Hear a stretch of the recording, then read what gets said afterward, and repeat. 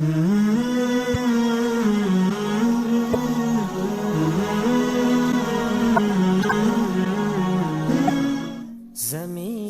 رہنا انسان کی مجبوری ہے، اور اکٹھے رہتے ہوئے ایک دوسرے سے طبیعتوں کا مختلف ہونا ایک فطری عمل ہے۔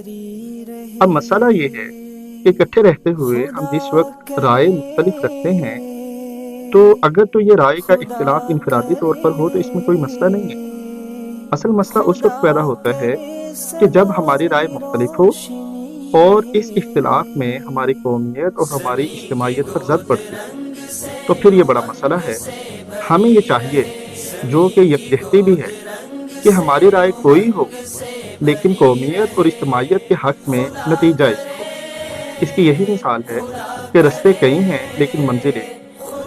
آج کا جو سیاسی انتشار ہے، یہ اسی چیز کا ثمرہ ہے کہ ہم نے اپنی رائے کو دوسری تمام چیزوں سے زیادہ فوقیت دی، اور اس کا نتیجہ یہ نکلا کہ ہماری رائے آج بھی درست ہے لیکن ملک جو ہے وہ پیچھے چلتا جا رہا ہے، اور اس کا جو نقصان ہے وہ آج ہمارے سامنے ہے۔ آج ہم آزادی کا 75واں سال منا رہے ہیں، تو ہمارے لیے درس یہ ہے کہ ہم آئندہ ہر دن پہلے سے بہتر پاکستانی بنیں۔ بسا اوقات ہم اپنی رائے کو اس قدر اہمیت دے جاتے ہیں کہ رائے کو اہمیت دیتے دیتے ہم وطن پر تنقید کرنے لگتے ہیں۔